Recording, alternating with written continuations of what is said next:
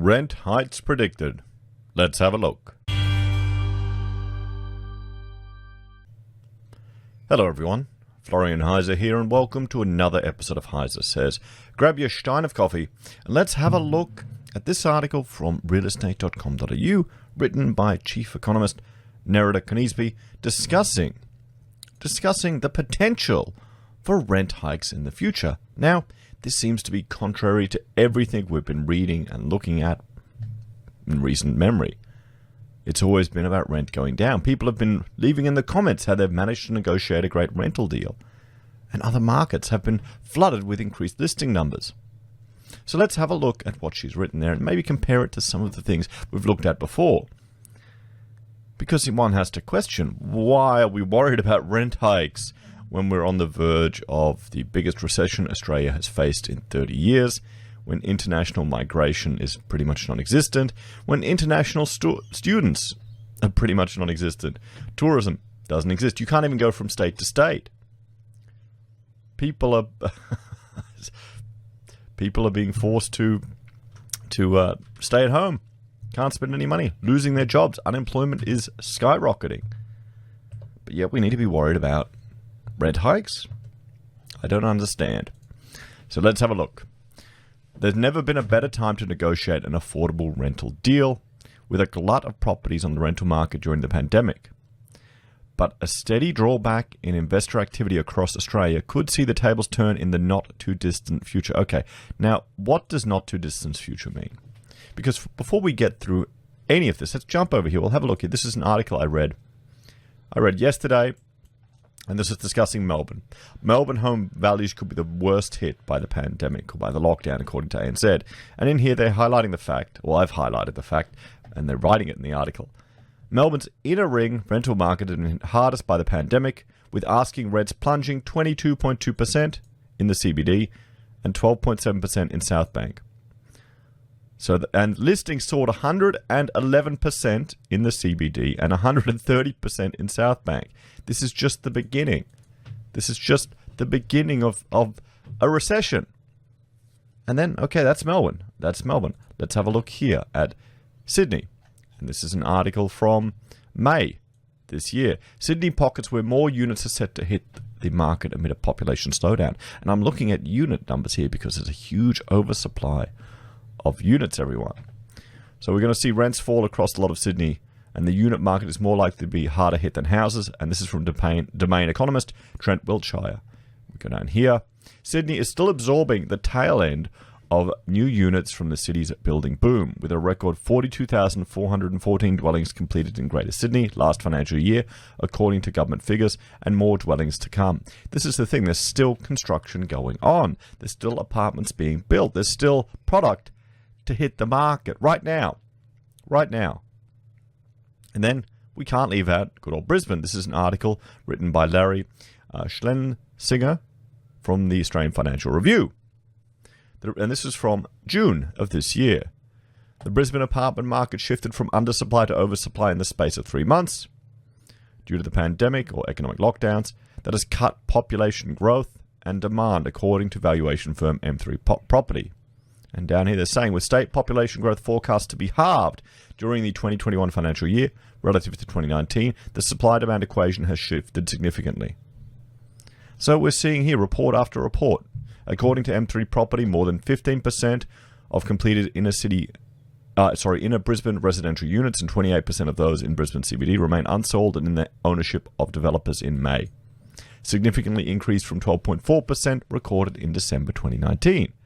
So there's just 3 examples, 3 of major cities. And I'm chucking Brisbane in with the big 2 because of my bias, guys, because I live in Brisbane. But you can see there's a lot of supply in the market. So why are we even worrying about potential future decreases in investment stock when the economy's in trouble? When we can't even predict when the lockdowns are going to end, when economic activity is going to resume. So I'm wondering why. So let's keep going through this. The crisis has forced many young renters to vacate their homes due to job losses and financial hardship. International border closures have also seen an influx in short-term holiday rentals become long-term rental listings, and an exodus of foreign students has left even more rentals vacant. Exactly. But while the oversupply presents an opportunity for tenants to broker a bargain, if mum and dad investors who provide almost all rental accommodation in Australia continue to wane, the country could be faced with a rental property shortage and ultimately a sharp rise in rents. Yes, but how far in the future? You've got here, your time frame is not too distant future. What does that mean? Narrator, let us know. Give us some numbers here. Give us some, how many years are we talking? Are you talking in the next 1 year, 2 years, 5 years? This is the thing. What unknown circumstances can appear in 5 years? Should people be making investment decisions now based on the advice or the vibe that she's giving in this article? That's the question I put to you. Because some people will. Is it just a little bit more fuel on the FOMO fire? Oh, rent could be going up. Maybe I need to buy now. Maybe I need to get in and buy that house now. Quick. Get that first homeowner. Engage that builder that's trading while not liability for running insolvent. Quick, go. Overall buyer activity is up, but investors are dwindling. So could this just be the smart money getting out of the market, perhaps? Despite the current economic environment, buyer inquiry as well, on realestate.com.au, particularly from first home buyers, is up 70% since the pandemic hit mid-March, which can be pinned to a stable banking system, record levels of stimulus, and job losses that have so far primarily impacted young people. Well, we haven't really felt the impact of this recession, everyone. We haven't felt it yet. Unemployment, sure, it's going up.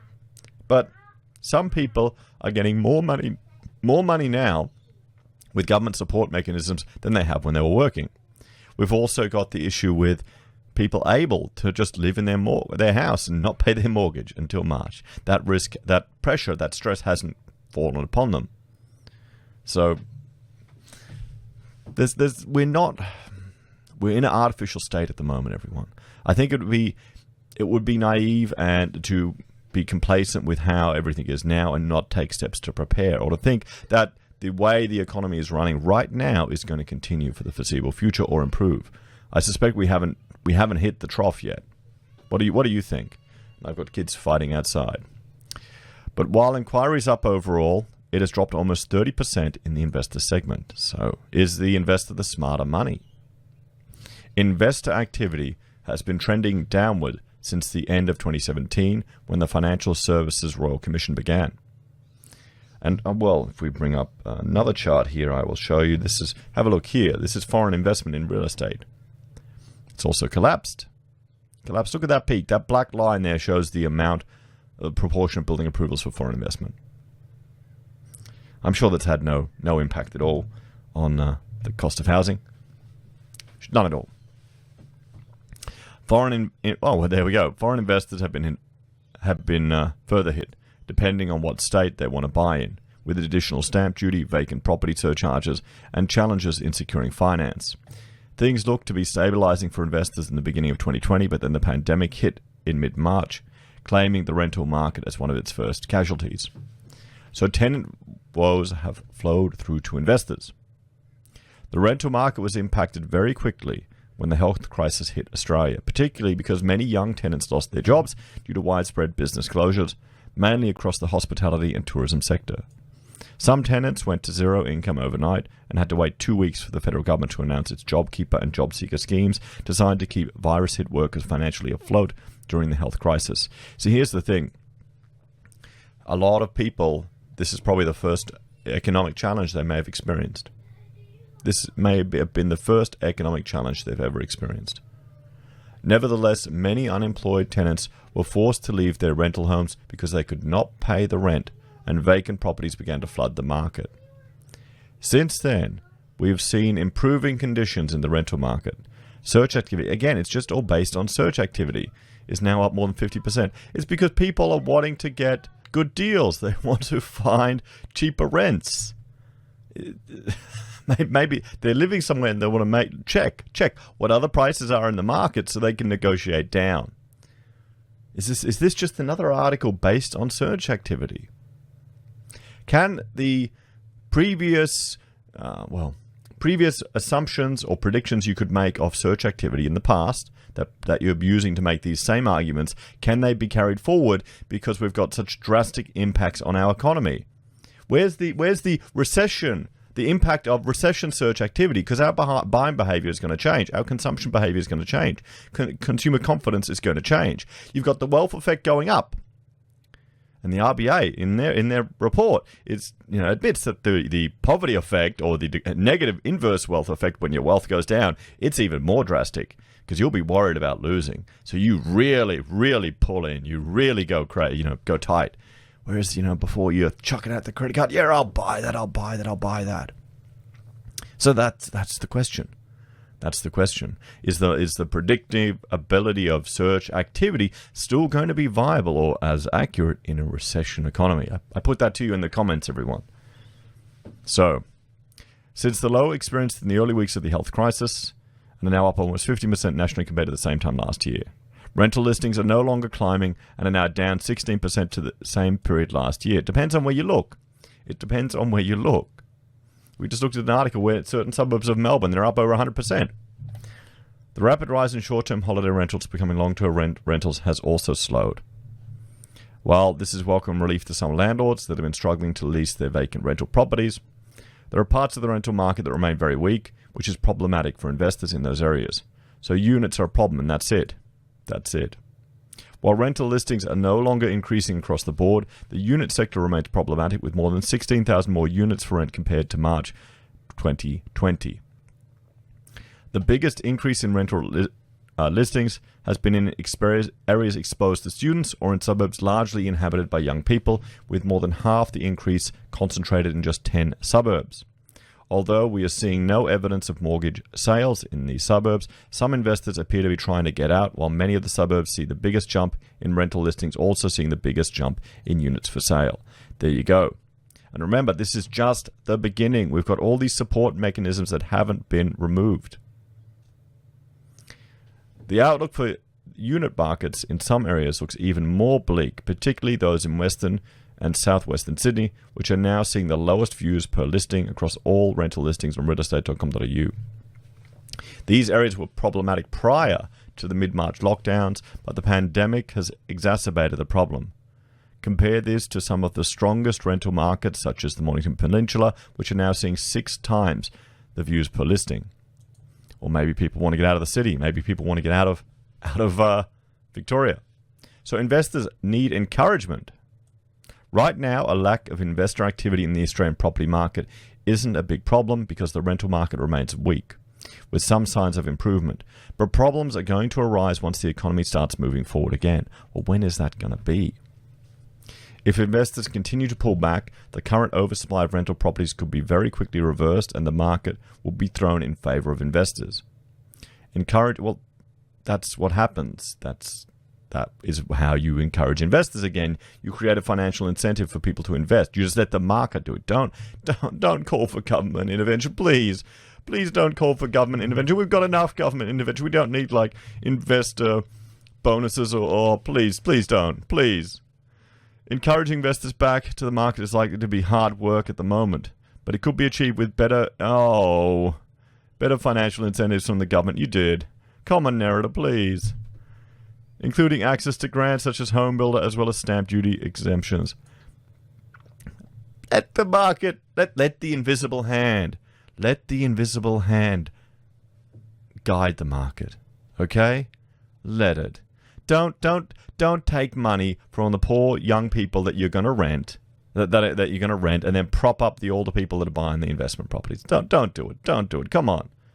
We've done that. Let the boomers retire in peace. Let them lose a bit of money on their houses. Let all these property geniuses get their comeuppance. And let the market take care of itself. But then again, this is Australia, everyone. We chuck everything we can at property. What do you think? A piece to generate FOMO or to encourage more government intervention? Or a warning and prediction of the future? Let me know your thoughts and opinions in the comments below, please. Like, share, and subscribe to the channel. If you're a fan and want to support the content I create here, there's a few ways you can. You can simply interact with the videos. Liking, sharing, subscribing helps. It all helps the algorithm. Even the one person who said, Florian, I hate all your videos now because I disagree with you on one and I'm going to dislike every single one you put up there. And you'll see them appear whenever there's a premiere. I mean, good effort. Thank you. But that's still, for YouTube, it makes absolutely no difference. And for me, it's an advantage to practice stoicism. But anyway, aside from my rambling, there's other ways you can support us too. You can financially support the channel via Patreon or YouTube. You can support us using any of our affiliate links at Amazon, eBay, Independent Reserve, or Kucoin. When you make a purchase using my Amazon referral link, we get a small commission that doesn't cost you anything. We also have Gold Pass or PayPal if you want to support us that way, or merch you can get from Teespring or the HeiseSays blog. Take care, everyone. Have a great day, and I will see you all next time.